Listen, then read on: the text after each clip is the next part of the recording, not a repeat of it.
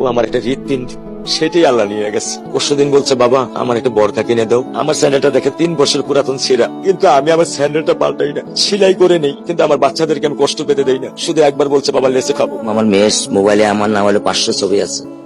আমি এখনো সাহস পাইনি আমার মেয়ের একটা ছবি বের করে দেখতে। আমার সেই সাহস নাই।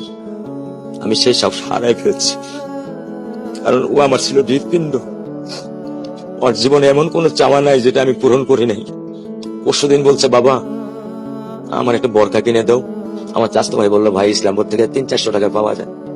আমি সাথে সাথে নিউনি মার্কেট থেকে আমি 1000 টাকা দিয়ে আমার মেয়েকে বরকা এনে দিচ্ছি।